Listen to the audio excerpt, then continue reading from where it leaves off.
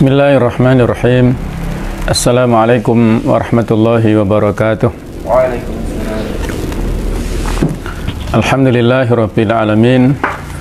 Wa bihi nasta'inu ala umuri dunya waddin. Asyhadu an la ilaha illallah wahdahu la syarika lah. Al-ahadus samad alladzi lam yalid wa lam yulad wa lam yakul lahu kufuwan ahad. Wa asyhadu anna Muhammadan abduhu wa rasuluh. Addal amanah wa ballagha risalah wa nasahal ummah wa tarakana 'alal mahajjatil bayda lailuha kanahariha la yazighu an illa halik. Allahumma shalli wa sallim ala sayyidina wa habibina wa maulana Muhammad wa ala alihi wa ashabihi wa ansarihi wa junudihi wa man sara ala nahjihi wa ta'abi ta'watihi ila yaumil qiyamah.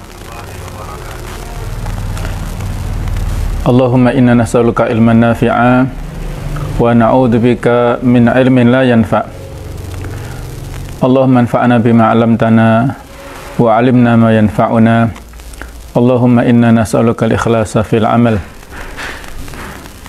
Amma ba'du, para pemirsa yang berbahagia, alhamdulillah pada pagi hari ini kita bisa berjumpa kembali dalam acara kajian kitab online,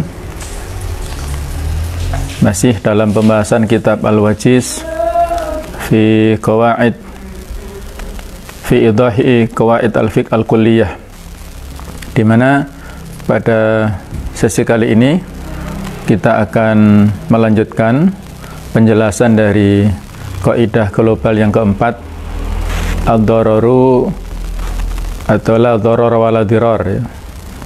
Di antara rincian dari kaidah ini adalah sebagaimana kita tulis, yutahammalu ad-dararul khas li daf'i dararin 'amin. Yutahammalu, ditanggung, ad-dararul khas,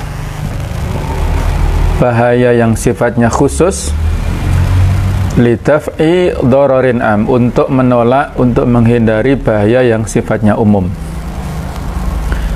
Hadhil qa'idatu tadkhulu dhimnan fil qa'idah as-sabiqah. Kaidah ini masuk, tercakup pada kaidah yang sebelumnya yang sudah kita bahas, ya. Kemarin adalah ad-dararu yuzal, segala macam bentuk bahaya itu harus dihindari. Wa in kanat akhassa minha mawdu'an, walaupun sebenarnya kaidah ini temanya lebih khusus.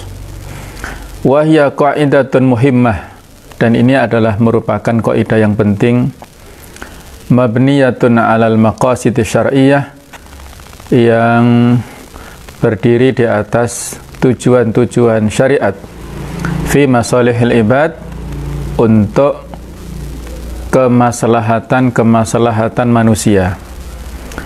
Istakhrajaha al-mujtahidun minal ijma' wa ma'qulin nusus, yang disimpulkan oleh para mujtahid, minal ijma', dari ijma' kaum muslimin, wa ma'qulin nusus, dan dari kesimpulan yang diambilkan dari nas-nas, wa tu'tabaru qaidan li qaidah ad-darar la yuzalu bimithlihi, dan dianggap sebagai batasan dari kaidah yang sebelumnya, bahwa bahaya itu tidak bisa dihindari, atau tidak bisa, atau tidak boleh ditolak oleh bahaya yang serupa yang sudah lewat pembahasannya. Jadi tidak boleh menolak atau menghindari bahaya dengan menimbulkan bahaya yang lainnya.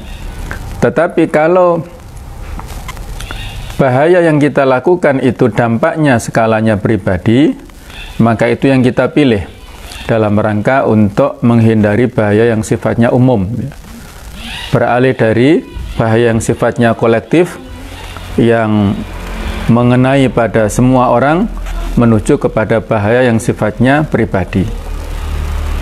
Fasyar'u innama ja'a liyahfad 'alan nasi dinahum. Syariat ini datang dalam rangka untuk menjaga manusia dalam hal agama mereka, wa anfusahum dalam hal jiwa-jiwa mereka, wa uqulahum kemudian dalam hal menjaga akal-akal mereka, wa ansabahum menjaga nasab-nasab mereka, wa amwalahum dan menjaga harta-harta mereka. Maka inilah yang disebut dengan maqasidus syariah, atau bisa juga al-maqasid asy-syar'iyyah ya. Jadi tujuan-tujuan syariat ini adalah dalam rangka menjaga 5 daruriyat ini, 5 hal yang darurat, 5 kepentingan, yaitu hifdzun nafsi, hifdzuddin ya, menjaga agama, kemudian hifdzun nafs, menjaga jiwa, hifdzul aql, menjaga akal kita, wan nasab, menjaga nasab, wal mal, menjaga harta. Jadi kalau kita lihat disyariatkannya hukum-hukum yang ada dalam Islam dalam rangka menjaga agama. Orang yang murtad dari agama Islam, maka itu berbahaya ya. Hukuman orang murtad itu dibunuh dalam agama kita. Praktek-praktek yang mengantarkan kepada kemurtadan itu dicegah sedini mungkin. Kemudian segala macam yang membahayakan jiwa itu juga tidak boleh. Disyariatkannya qisas dalam rangka menjaga jiwa. Akal ya, diharamkannya khamr, minum-minuman keras dalam rangka akal kita terlindungi. Nasab, diharamkannya zina, itu dalam rangka menjaga nasab. Kemudian dilarangnya pencurian, itu dalam rangka untuk menjaga harta. Fakullu ma yu'addi ilal ikhlal biwahidin minha fahuwa madarratun yajibu izalatuha. Segala yang menyebabkan kepada kerusakan, merusak salah satu di antara 5 macam penjagaan ini, itu adalah madarrah, berbahaya, yajibu izalatuha, yang wajib untuk dihilangkan. Ma'amkana, semaksimal mungkin. Wa fi sabili ta'yidi maqasid syar'i yadfa'u darar al-'am bi irtikabi darar al-khas. Dan dalam rangka untuk mendukung tujuan-tujuan syariat itulah ditolak, dihilangkan atau dihindari segala macam bahaya yang sifatnya umum dengan melakukan bahaya yang sifatnya khusus. Walihadihil hikmati syuri'a haddul qat'i himayatan lil amwal. Dalam rangka untuk hikmah inilah disyariatkannya pidana potong tangan bagi kasus pencurian ya, dalam rangka untuk himayatun lil amwal. Ini menjaga harta. Harta itu harus dijaga. Harta milik kita itu kita jaga. Dalam hadis malah dikatakan man qutila duna mali fa huwa syahid, barang siapa yang terbunuh untuk menjaga hartanya, maka itu masuk dalam kategori syahid. Wa haddu zina wal qadhf siyanatan lil a'rad.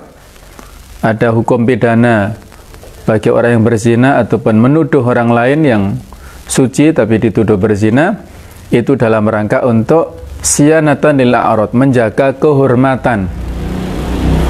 Wa haddu syarib hifdzan lil uqul.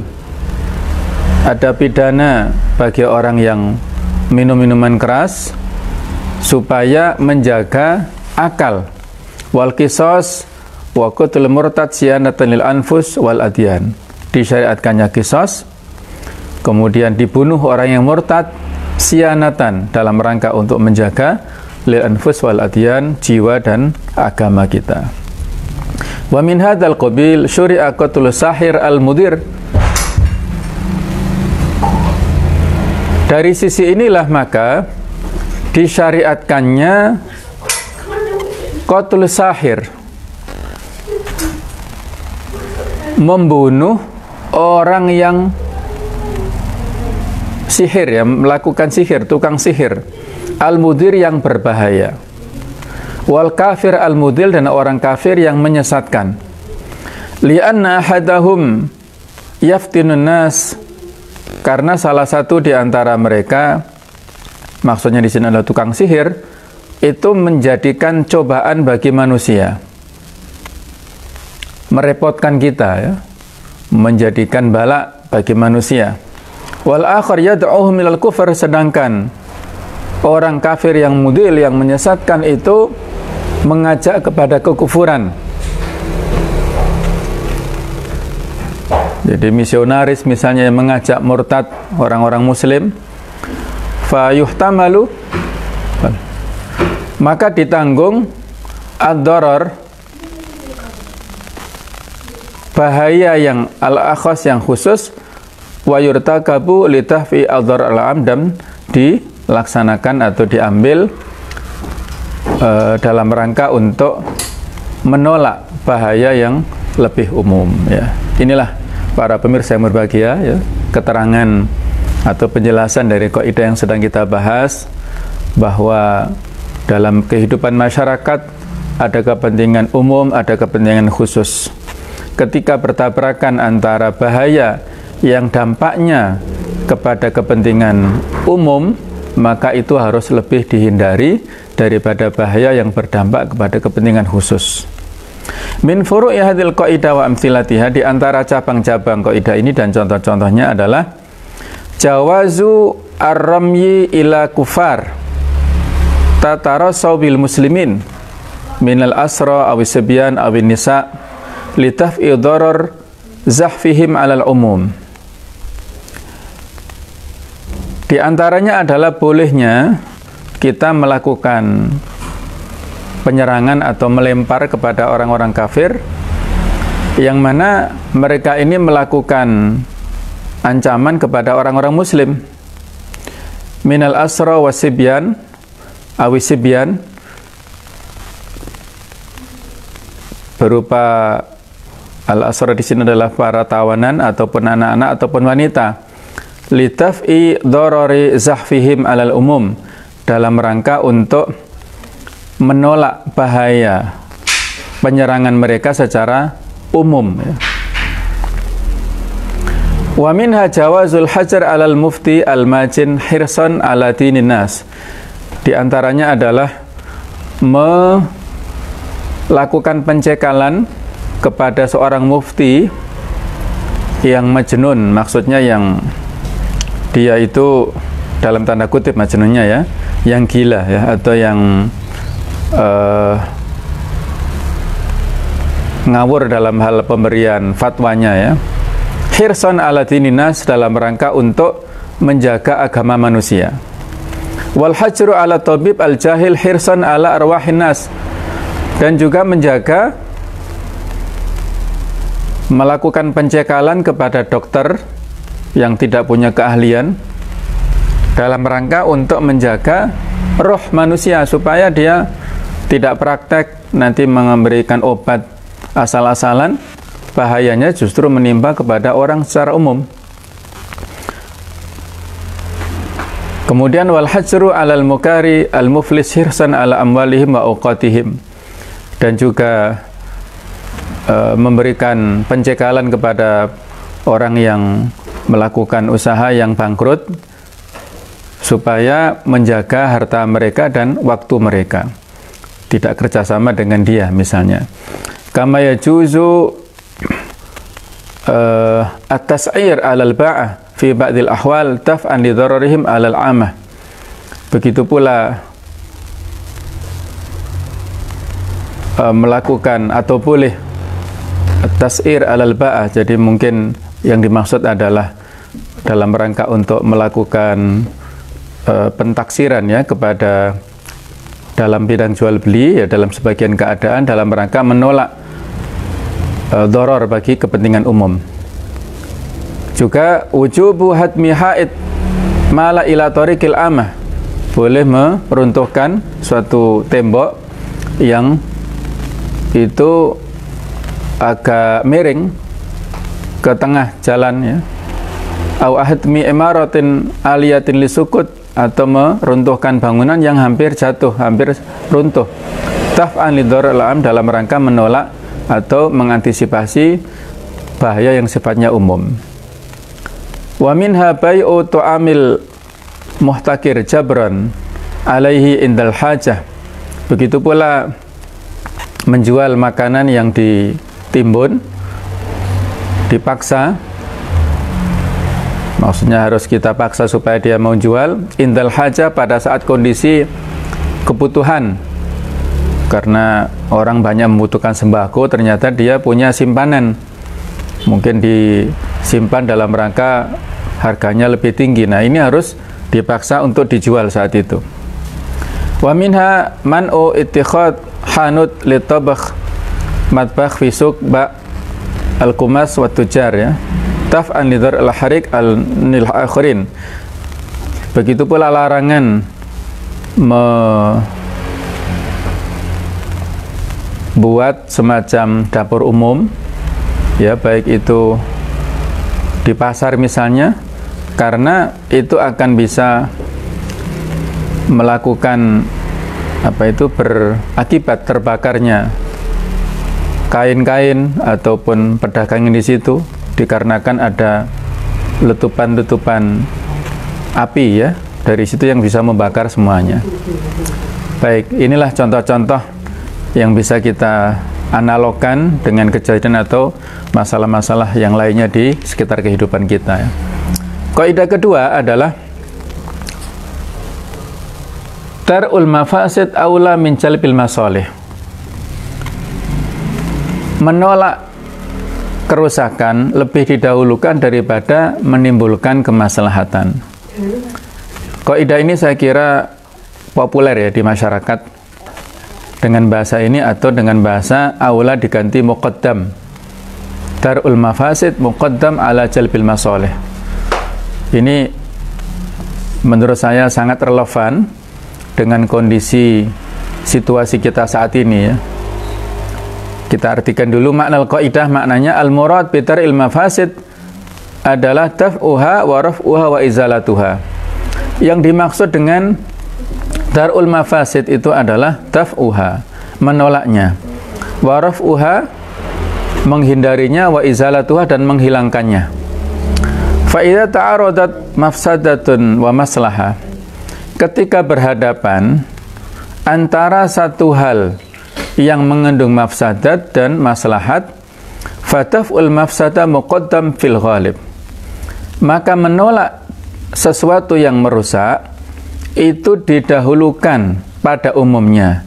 Illa antakunal mafsadatu maghlubah, kecuali sesuatu yang mafsadah itu sifatnya lemah, kondisinya maghlubah, marjuhah, yakni dalam kondisi yang tidak dominan. Wadzalika li'anna i'tina asy-syar'i, hal itu dikarenakan perhatian syariat bitarkil manhiyat, dalam sesuatu yang terkait dengan meninggalkan hal-hal yang terlarang, asyaddu min i'tina'ihi bi fi'lil ma'murat, daripada melakukan segala sesuatu yang sifatnya perintah. Jadi nahi mungkar itu lebih didahulukan daripada amar ma'ruf, seperti itu. Lima yatarattabu 'alal manahi min ad-darar al-munafi li hikmati syari' fin nahyi, karena hal itu mengandung konsekuensi bahwasanya larangan-larangan itu adalah berupa hal-hal yang membahayakan, yang bertentangan dengan hikmah syariat di dalam hal larangan itu. Segala sesuatu yang al-manahi, yang dilarang itu menghilangkan hikmah daripada syariat. Jadi hikmah syariat ini adalah jalbul masalih wa daf'u al-mafasid. Tetapi daf'ul mafasidnya itu lebih didahulukan daripada jalbul masalih. Menolak bahaya lebih didahulukan daripada menimbulkan kemaslahatan. Dalil dari kaidah ini adalah surat Al-An'am 108. Qala ta'ala wa la tasubbul ladzina yad'una min dunillah fayasubbullaha 'adwan bighairi ilm. Dan kalian jangan mencaci maki orang-orang yang menyembah atau yang berdoa kepada selain Allah, Sehingga akhirnya mereka mencaci maki Allah dengan maksud untuk memusuhi tanpa landasan ilmu. Jadi kalau ada orang yang berdoa kepada selain Allah, ya silahkan kita untuk berdakwah, mendakwahkan mereka. Tapi kalau mereka ini komunitas tertentu yang suka ngeyel misalnya, atau yang latar belakangnya itu susah dikendalikan, mungkin anarkis dan sebagainya, ternyata dengan kita dakwahkan itu menyebabkan mereka menghujat balik kepada Islam, menghujat kepada Allah Ta'ala, maka tinggalkan dulu ya. Maksudnya pada saat itu tidak kita dakwahkan dulu. Ya, inilah kaidah fikih dakwah ya. Kita lihat dampaknya. Ketika dampaknya itu lebih berat, maka perlu untuk strategi lain supaya yang kita sampaikan itu betul-betul tepat sasaran ya, tidak menimbulkan dampak yang lebih berat. Fa fi sabbil kufari maslahatun wa hiya tahqiru dinihim wa ihanatuhum li syirkihim billahi subhanahu. Memberikan teguran kepada orang-orang kafir itu adalah kemaslahatan, yaitu tahqiru dinihim, merendahkan agama mereka, wa ihanatuhum, dan menghina kepada mereka, li syirkihim, karena kesyirikan yang mereka lakukan kepada Allah. Jadi itu maslahat. Walakin lamma tadammana dzalika mafsadatan, namun kalau itu mengandung mafsadah, wahya muqabalatuhum, yaitu balasan mereka, asambu bisabillahi azza wa jalla, mereka membalas dengan mencaci maki Allah. Nahallahu subhanahu wa ta'ala an sabbihim tar'an li hadhil mafsadah, maka Allah melarang kita mencaci maki mereka supaya itu tidak menjadi wasilah mereka mencaci maki kita ya. Jadi ini menjadi kaidah. Dari kaidah ini sekaligus bagaimana sudah kita bahas kemarin adalah kaidah satu dzari'ah, menolak segala macam sarana yang mengantarkan kepada mafsadah, kepada otoritas itu sudah ditutup sedemikian rupa ya. Kemudian dalil ini saya tulis terjemahannya. Kata Rasulullah SAW, idza amartukum bisyai' fakhudhu bihi mastata'tum.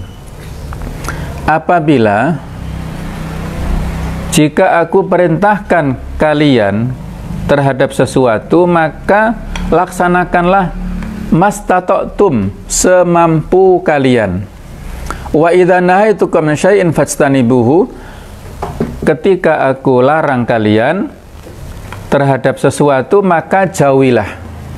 Fajtanibuhu ya. Coba kita perhatikan di sini ya. Saya kasih garis bawah ini. Pada saat Rasulullah SAW memberikan perintah kepada kita, itu ada kalimat mastata'tum, semampu kalian. Ini sama dengan firman Allah di surat At-Taghabun ayat 16, fattaqullaha mastata'tum, yang menurut sebagian ulama ini menjadi penghapus daripada perintah yang ada di awal surat. Maksudnya awal ayat 102 surat Al-Baqarah, ya ayyuhalladzina amanu taqullaha haqqa tuqatih, itu dimansukh oleh fattaqullaha mastata'tum, At-Taghabun ayat 16 itu. Nah, ini senada dengan hadis ini. Ketika konteksnya adalah al-amr bil ma'ruf, perintah untuk melakukan kebaikan, itu semampu kalian.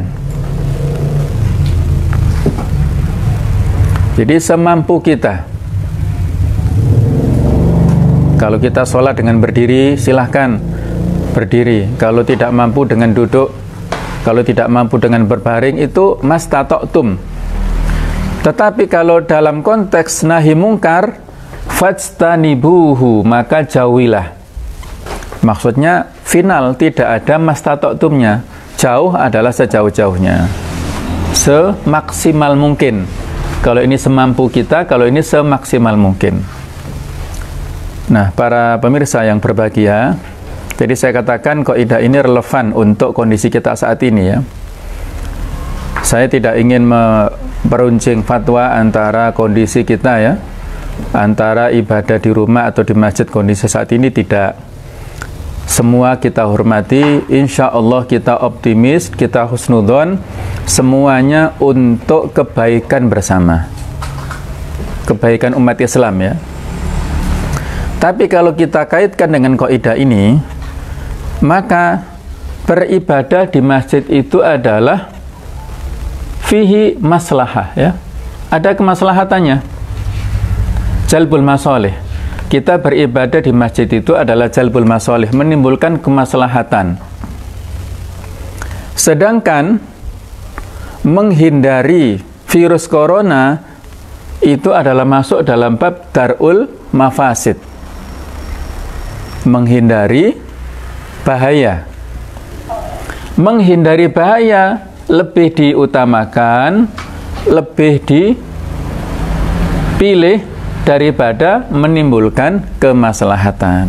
Itu ya. Jadi ya perspektifnya seperti ini. Kalau dalam tinjauan lain ya boleh silakan, kita bebas untuk mengambil sudut pandang tertentu ya, namanya wijhatun nadhar.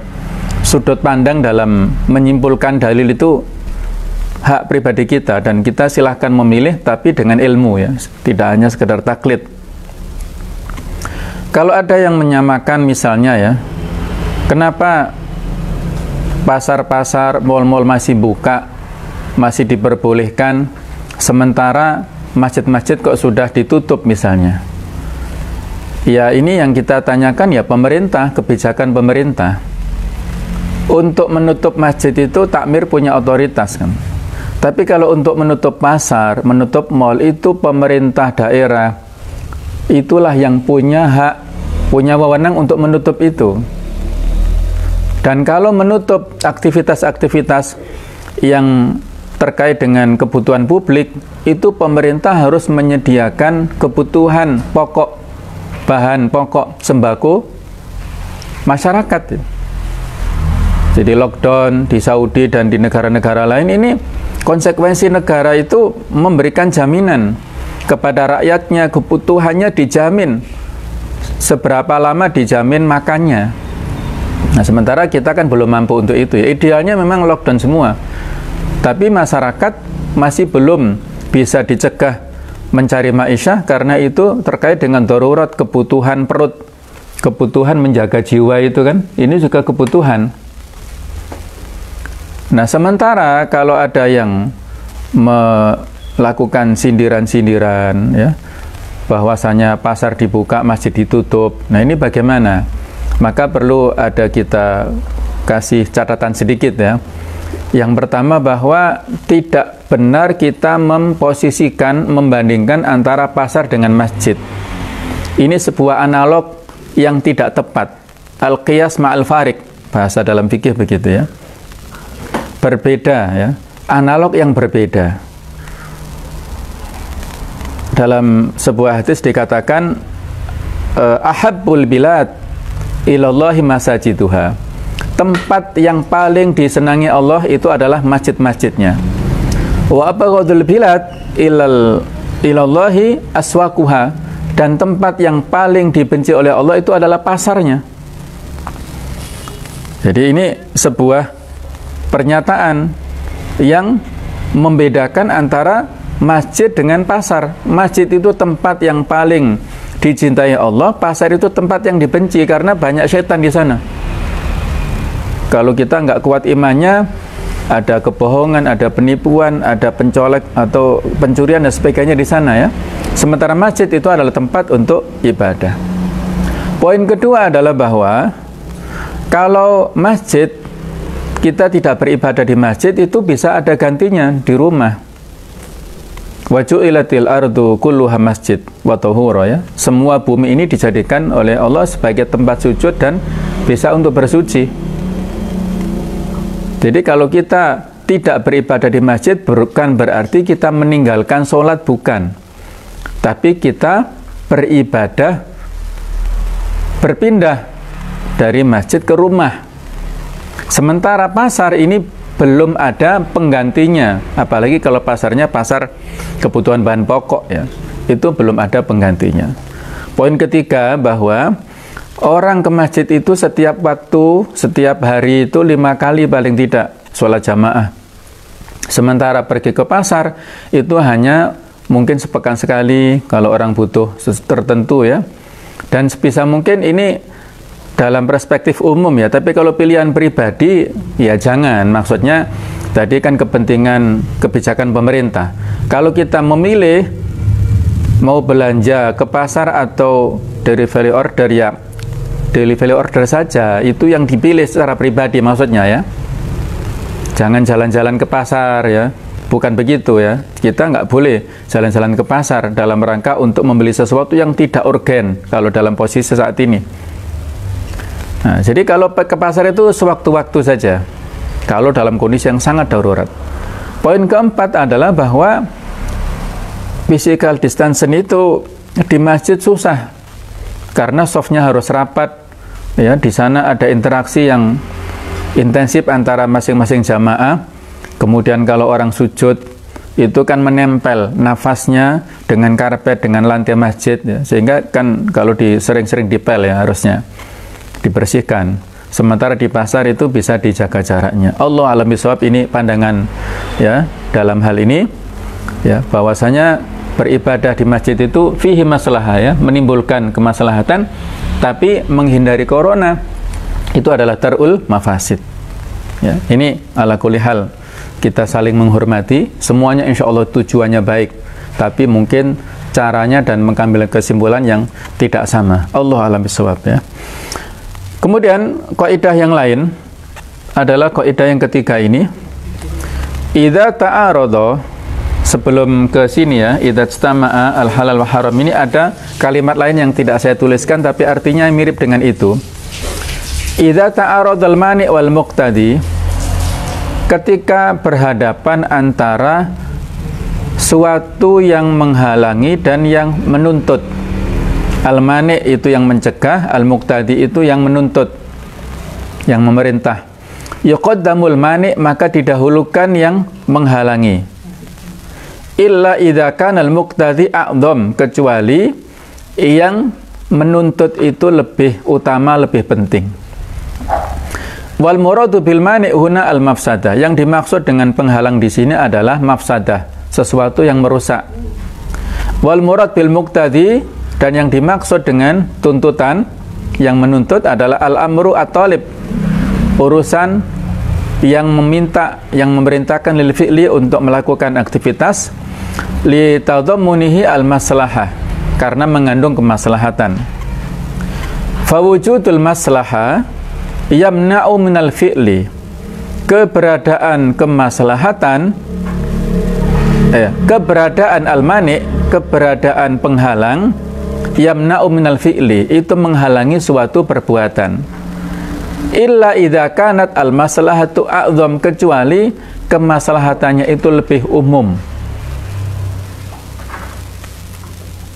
Nah, jadi kalau ada kemaslahatan yang lebih umum, maka itu didahulukan. Tapi kalau kemaslahatannya sifatnya pribadi, maka di sini mendahulukan al-mani' itu lebih utama.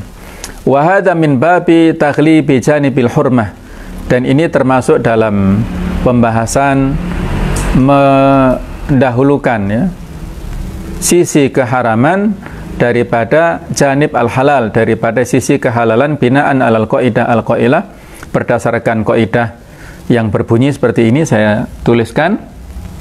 Idza istama al-halal wal haram, ketika bertemu atau bergabung, bercampur antara halal dan haram, awil mubih wal muharrim, antara yang membolehkan dan yang mengharamkan, wuliba al haram, maka dimenangkanlah, dipilihlah yang haram. Maksudnya dipilih itu di konsekuensi atau semacam konsiderannya yang menyebabkan keharaman itu lebih untuk dipertimbangkan. Li'anna fi taghlibi janibil hurmah tar'u mafsadah, karena mendahulukan sisi keharaman itu berarti meninggalkan mafsadah, wa taqdimul mani, dan mendahulukan penghalang. Wa min thamma, oleh karena itulah, idza ta'arada dalil, ketika berhadapan sebuah dalil yaqtadi tahrim, yang mengakibatkan keharaman, wa akhar, dan ada dalil lain yaqtadil ibaha, yang menyebabkan kemubahan, quddima dalilut tahrim, maka didahulukan dalil pengharaman fil asah taghliban, secara sahih atau menurut pendapat yang lebih sahih, taghliban, dalam rangka taghliban lit tahrim, untuk memenangkan yang haram, wa tar'an lil mafsadah, dan menolak sesuatu yang mafsadah. Ini yang masih menjadi penguat daripada kaidah yang sebelumnya, ya, menjadi penjelas dari hadis seperti ini, ya, bahwasanya ketika sesuatu yang perintah itu mengandung maslahat, betul, kita perintah untuk sholat jamaah itu mengandung maslahat, itu betul, ya, tidak ada yang mengingkarinya. Kita sholat jamaah di masjid itu fihi maslahat yang banyak, menjadi syiar Islam, ya. Tetapi kalau itu mengandung dampak mafsadah, maka darul mafasid, meninggalkan yang mafsadat ini aula, lebih utama daripada jalbil masoleh, menimbulkan kemaslahatan, ya. Contoh-contoh dari kaidah ini ada beberapa, ya, kita bacakan. Idza wajaba 'alal mar'ati al-ghusl, ketika wajib kepada seorang wanita untuk mandi, ya, misalnya mandi junub lah, ya, mandi untuk menghilangkan hadas besar.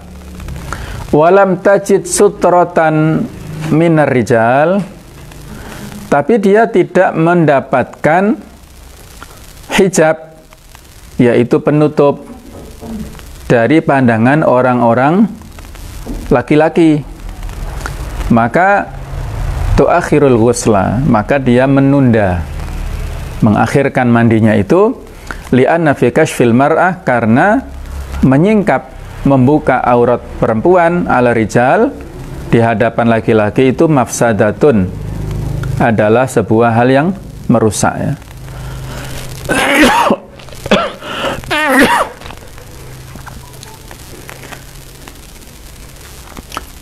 Jadi ada dua hal yang berhadapan. Mandi itu adalah kebutuhan, sisi kemaslahatan, sementara menyingkap aurat di hadapan laki-laki itu mafsadah. Maka dipilihlah yang menghindari mafsadah ini didahulukan daripada yang menimbulkan maslahat tadi. Bi khilafir rajul idza lam yajid sutratan minar rijal, berbeda dengan kasus laki-laki yang tidak punya hijab, penutup dari pandangan laki-laki lain. Maka yaktasilu wala yuakhir, dia mandi dan tidak mengakhirkan, ya. Kalau sesama jenis seperti itu, wanita juga sama sebenarnya, kalau sesama wanita. Tapi kan kalau kondisi saat ini agak susah, ya, maksudnya ya, dengan adanya fenomena penyimpangan seksual atau orientasi seksual ini kan sekarang ini susah akhirnya, ya. Kalau dulu kecenderungan saling suka kan lawan jenis. Kalau sekarang sesama jenis ini sudah meraba, sudah menggejala secara merata, kan. Jadi pertimbangan ini juga harus kita perhatikan. Wa amma idza arada rajulu an yastanjiya, dan adapun ketika ada seorang laki-laki ingin istinja, membersihkan, ya, dari habis buang air, idza lam yajid sutratan minar rijal, idza lam yajid sutratan minar rijal, kalau dia tidak menemukan pembatas atau hijab, penutup dari laki-laki, fala yaktashifu, maka dia tidak menyingkap pada saat istinja, bal yatrukul al-istinja, tetapi dia meninggalkan istinja dulu. Li'anna najasa al-hukmiyah, karena najis secara hukum majazi itu lebih aqwa, lebih kuat minan najas al-hisiyah daripada najis secara nyata ya. Kita istinja itu untuk menghilangkan najis secara nyata, sedangkan kita menutup aurat dari pandangan orang lain itu adalah menghindari najis secara hukmi. Dan menghindari najis secara hukmi ini lebih didahulukan. Contoh yang lain adalah wa man'u at-tijarah fil muharramat. Larangan untuk melakukan praktek perdagangan dalam barang-barang yang diharamkan. Min khamrin wa mukhaddirat wa khinzir ya. Jadi jual beli khamr, segala sesuatu yang memabukkan, kemudian jual beli babi, itu dilarang, diharamkan. Walau anna fiha arbahan wa manafi' iktisadiyah, walaupun di situ ada keuntungan dan manfaat secara ekonomi. Dia bisa membangun keluarganya, membangun jalan, membangun fasilitas umum, misalnya orang yang punya keuntungan dari bisnis itu, tapi dampak kerusakannya lebih berat daripada kemaslahatannya. Wa yamna'u malikud dar min fathi nafidah. Wa yumna'u ya, dihalangi orang yang punya rumah untuk membuka jendela tutillu ala maqarri nisa'i jarihi, yang itu bisa menjadikan dia mengakses tetangganya yang perempuan. Dengan membuka jendela akhirnya bisa mengakses, bisa melihat dari jendelanya itu tidak boleh dibuka jendelanya. Walau kana fiha manfa'ah lahu, walaupun itu bisa bermaslahat bagi pemilik rumah, ada ventilasi udara, pergantian udara lebih segar ya. Tapi kalau dengan itu berdampak kepada madharat, maka dilarang dalam Islam. Wa idza kanat jariyah, ketika ada contoh ya atau kasus seorang budak perempuan baina syarikaini, budak perempuan ini milik dua orang yang bersyarikat, yuhramu wat'uha alaihima, maka diharamkan menggauli budak perempuan ini kepada kedua orang yang kongsi itu. Ini zaman dulu ya.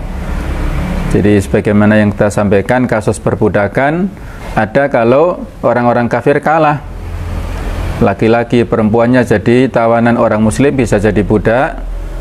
Nah kalau budak perempuan itu milik berdua, milik laki-laki tuannya secara sama-sama, untuk menghindari syubhat ya, maka tidak diperkenankan untuk menggauli budak perempuan ini. Nanti kalau lahir ya, ini dalam rangka untuk ini, kalaupun lahir itu nanti nasabnya akan membingungkan kepada tuan A apa tuan B. Nah, sehingga nasabnya itu menjadi bingung. Contoh yang lain, wa idza ishtabaha, mohon diperhatikan. Ini mungkin ya perlu ada konsentrasi dari kita. Contoh ini ya, wa idza ishtabaha muharramah, kalau ada syubhat, kemiripan antara muharramatun, perempuan yang mahram, bi ajnabiyat, dengan wanita-wanita asing, mahsurat, yang terbatas, lam yahilla zawaj bi ihtahunna, maka tidak diperbolehkan menikahi salah satu di antara mereka, di antara wanita-wanita ini. Jadi misalnya kalau mahram ya, itu kan nggak boleh kita nikahi. Jadi ada perempuan yang mahram nggak boleh dinikahi, wajahnya ada kemiripan dengan tetangganya misalnya ya, yang ajnabiyah, orang lain, atau barangkali di sini mahsurat itu bisa jadi adalah orang lain tapi dia mungkin ada kaitannya ya dengan famili atau keluarga besar kita misalnya ya. Nah, khawatir nanti keliru membedakan, dikira istrinya ternyata orang lain. Nah, ini mengandung bahaya ya. Wa ma kana ahadu abawaihi, ini contoh yang lain. Jadi kalau ada binatang yang salah satu dari induknya ma'kulul lahmi, dagingnya bisa dimakan, wal akhar ghairu ma'kulillah, dan yang lain tidak bisa dimakan dagingnya, la yahillu akluhu ala sahih, maka tidak halal memakannya menurut pendapat yang sahih. Kal bighal, seperti bighal ya. Bighal itu adalah binatang peranakan campuran antara kuda dan himar, keledai. Bighal, bighal itu binatang yang Rasulullah SAW juga dulu pernah menaikinya dalam sebuah kisah di perang Hunain. Ya, beliau naik bighal, walaupun bighal ini bentuknya lebih kecil daripada kuda, tapi beliau dengan gagah berani menantang orang-orang kafir ya. Inilah Muhammad, putra cucu dari Abdul Muttalib, silakan siapa yang mau berani menghadapi Muhammad. Nah, itu tantangan beliau pada saat perang Hunain. Walaupun kondisi kaum muslimin awalnya terdesak, tapi beliau memberikan semangat luar biasa. Pada akhirnya kaum muslimin menang ya. Jadi bighal ini peranakan antara kuda dengan himar. Kuda ini, mungkin ada yang bertanya, Ustaz, bagaimana hukumnya makan daging kuda? Boleh apa tidak? Ya, apakah boleh memakan daging kuda? Ini ada khilafiyah di antara ulama. Menurut jumhur ulama halal, sedangkan menurut mazhab Abu Hanifah, mazhab Hanafi ini makruh, dimakruhkan. Menurut jumhur ulama, makan kuda ini diperbolehkan berdasarkan beberapa riwayat. Di antaranya ada sebuah hadis dari Rasulullah SAW, naharna ala ahdi Rasulullah SAW farasan fa'akalnahu. Kami pernah menyembelih kuda pada zaman Nabi SAW, maka kami makan dagingnya. Ini hadis sahih riwayat Bukhari Muslim. Kemudian dalam hadis yang lain, hadis yang sahih Bukhari Muslim juga disebutkan, naha Rasulullah SAW Khaybar, pada hari Khaybar Nabi SAW melarang kita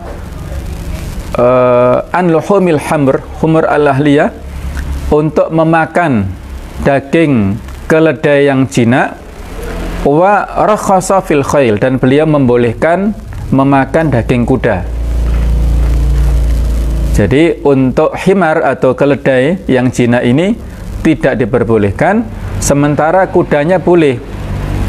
Nah, ini pendapat dari jumhur atau mayoritas ulama. Sedangkan pendapat dari mazhab Hanafi ini dilarang berdasarkan surat An-Nahl ayat 8, wal khayla wal bighala wal hamira litarkabuha wa zinah. Al-khayl adalah kuda, al-bighal tadi bighal, dan himar itu fungsinya adalah untuk ditunggangi dan perhiasan. Kata ulama dari Hanafiyah, ini fungsi daripada kuda, bighal, dan keledai itu untuk ditunggangi, bukan tidak berfungsi untuk dimakan. Nah, itu kesimpulan mereka ya, kesimpulan versi mereka. Tapi jawabannya tidak disebutkan berarti bukan tidak boleh ya. Artinya kesimpulan itu hanya terbatas untuk sesuatu yang menonjol, tidak menghalangi untuk dikonsumsi begitu. Sedangkan ada hadis lain yang dijadikan dasar oleh ulama Hanafiyah, naha Rasulullah SAW an luhumil khayli wal bighal wal hamira wa kullu dhinabin minas siba. Nabi SAW melarang memakan daging kuda, bighal, dan himar, dan setiap yang memiliki taring daripada binatang buas. Itu menurut ulama hadis yang dhaif, tidak bisa dijadikan sebagai dasar ya. Jadi yang sorojih, daging kuda ini pendapat jumhur adalah halal, ya. Sementara khimar itu haram, khimar ahliyah, ya, khimar yang lunak atau yang jinak tadi. Nah, kolaborasi atau perkawinan antara kuda dengan khimar inilah ada bighol, maka bighol itu tidak dimakan juga ya, dalam rangka untuk menerapkan kaidah ini. Wa minha idza arsala kalbahu al-muallam. Ada contoh lain, dia mengirimkan anjing terlacak, anjing pelacak yang profesional ya. Wa syarikahu kalba ghairu muallam. Dan didampinginya anjing yang tidak profesional, yang tidak yang tidak ahli dalam berburu ya, fisauti dalam hal berburu, hurrima aklu sayd bihima. Maka kalau misalnya keduanya mendapatkan binatang buruan, tidak diperbolehkan untuk dimakan. Khawatir itu tadi, masih diragukan, ada syubhat di sini. Jangan-jangan yang membunuh itu anjing yang tidak terlatih. Kalau anjing terlatih, ini sebenarnya halal, buruannya itu halal. Jadi inilah pelajaran bisa kita ambil. Seperti itulah perbedaan antara ilmu dan kebodohan ya.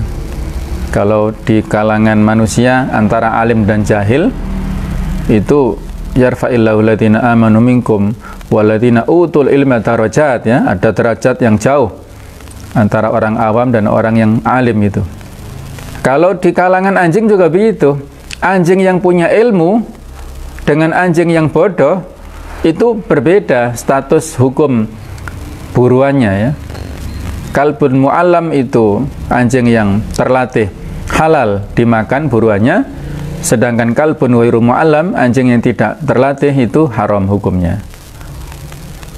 Kalau bercampur antara ini buruannya yang mana, maka lebih baik ditinggalkan, tidak kita makan. Wa kadzalika law wada'a al-majusi awisyu iyadahu alayatil muslim adzabih. Begitu pula kalau ada orang majusi atau orang ateis misalnya meletakkan tangannya pada orang muslim yang sedang menyembelih binatang sembelihan. La yahillu aklul madbuh. Tidak boleh memakan binatang yang disembelih.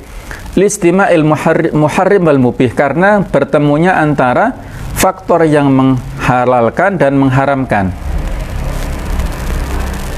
Jangan-jangan ini yang kuat tenaganya orang majusi ini. Majusi kan bukan ahlul kitab ya. Orang ateis kan juga bukan. Kalau ahlul kitab, Nasrani atau Yahudi beda lagi ya. Wa ta'amul ladzina utul kitab halal lakum. Makanan orang Yahudi Nasrani halal bagi kalian. Tapi kalau orang majusi, orang ateis ini berarti tidak masuk pada yang diperbolehkan penyembelihannya kan. Nah, walau istabaha mudzakka bimaitatin aw laban bakar bilaban atan aw ma wa baul, kalau bercampur tidak bisa dibedakan antara binatang sembelihan dengan bangkai atau antara susu sapi dengan susu khimar, antara air dengan kencing, lam yujis tanawul syai' minha, maka tidak boleh kita konsumsi salah satu di antara yang ada itu. Walau bil istihad, walaupun dengan ijtihad. Malam taksur al-awani, selama tidak banyak wadah-wadahnya ya. Jadi satu misalnya kita nggak bisa membedakan ini air susunya atau air kencingnya misalnya, maka ini tidak boleh dikonsumsi. Walau ikhtalatat zaujatuhu bi ghairiha, seandainya bercampur antara istrinya dengan wanita lain, falaysa lahul wat'u, maka tidak boleh digauli, wala bil ijtihad, walaupun dengan ijtihad, hatta yastaikin, sampai dia pasti. Misalnya mohon maaf ya, istri kita memakai niqab atau penutup muka, cadar, bertemu bersama-sama dengan wanita lain dengan memakai cadar juga, persis warnanya sama, bajunya, tingginya sama, gemuk kurusnya sama, susah untuk dibedakan, matanya juga sama misalnya, mungkin bau badannya juga sama misalnya ya. Nah, misalnya seperti itu, maka untuk menghindari syubhat, maka di sinilah di tarul mafasid ya, meninggalkan kemaslahatan mafsadah yang rusak itu lebih didahulukan daripada menimbulkan maslahat. Istitsna minal qaidah, pengecualian daripada kaidah ini, lauro masahman ala ta'ir fajarohahu, seandainya ada seorang yang melemparkan anak panah pada satu burung, fajarohahu, kemudian burungnya ini terluka, wawaqa'a alal ardi, jatuh di atas tanah, famata, kemudian mati, fa innahu yahillu akluhu, maka halal dagingnya ya. Wa in amkana ihalatal maut alal wuku alal ardi, walaupun di situ ada kemungkinan kematiannya itu karena jatuh, bukan karena lukanya, tapi karena jatuhnya di atas bumi itu. Li'anna dzalika la budda minhu, karena jatuhnya burung dari atas pohon ke bawah itu sesuatu yang tidak mungkin dihindari. Fa'ufiya anhu, maka ma'fu, diperbolehkan, dimaklumi itu ya.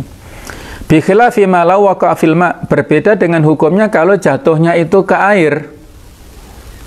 Maka kemungkinan yang lebih besar adalah matinya itu karena tenggelam masuk ke airnya itu, bukan karena jarah atau karena lukanya habis diburu tadi ya. Begitu pula contoh lain, wa minha mu'amalatu man aktsara malahu haram idza lam yu'raf ainul mal fala yuhramu fil asahi walakin yukrahu. Begitu pula berinteraksi dengan orang yang sebagian harta yang dia miliki itu haram, yang tidak bisa dibedakan mana harta yang haram dan harta yang halal, tapi dominannya itu harta pendapatannya itu haram, maka ya yang lebih rajih adalah kita tidak bermuamalah dengannya. Apabila bercampur antara muharramah, perempuan yang tidak boleh kita nikahi, birodhain au nasab, baik itu dengan pesusuan atau nasab, biniswatin wairi maksurat, dengan wanita yang tidak terbatas, falahun nikah minhunna, maka boleh dia menikahi wanita tersebut kalau sudah ada kepastian. Kemudian wa minha jawazu massi kutubi tafsir lil muhdits, boleh memegang, menyentuh kitab-kitab tafsir bagi orang yang berhadas. Illa idza kana al-aktsar Qur'anan, kecuali kalau yang dominan itu tulisan ayat Qur'annya. Wa ba'duhum lam yufassil, dan sebagian ulama tidak membedakan ya. Jadi bagi perempuan yang berhadas misalnya ya, saat haid menstruasi, apakah boleh memegang mushaf atau tidak? Nah, bagi untuk mushaf yang murni mushaf dari awal sampai akhir, maka ini tidak boleh memegang. Sementara bagi perempuan menstruasi yang memegang mushaf tapi mutarjam, ada terjemahannya atau di situ kitab tafsir yang dominan tulisan syarah tafsirnya, maka ini ada kelonggaran.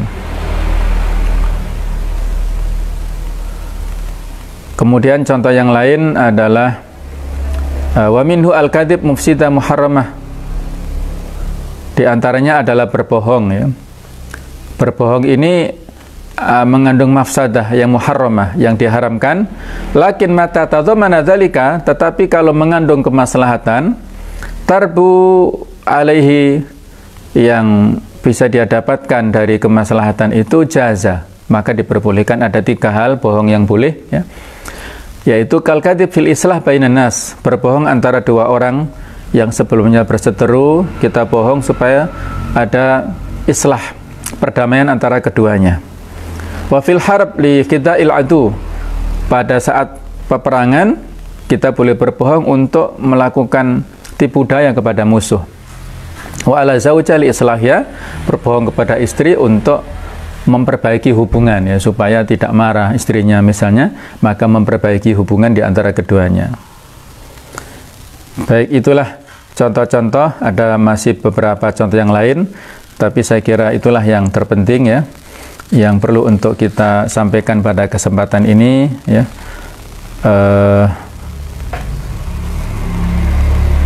Ada tambahan, ya. Ada pertanyaan barangkali? Saya kira cukup ya untuk pertemuan kali ini. Mudah-mudahan ada manfaatnya, dan insya Allah besok kita akan lanjut pada kaidah yang baru, kaidah yang kelima, kaidah terakhir di antara kaidah global, al-'adatu muhakkamah. Masih ada waktu, besok sampai hari Sabtu insya Allah kita akan selesaikan kaidah yang terakhir.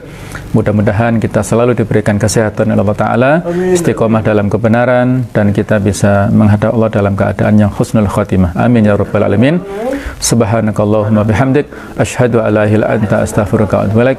Wassalamualaikum warahmatullahi wabarakatuh.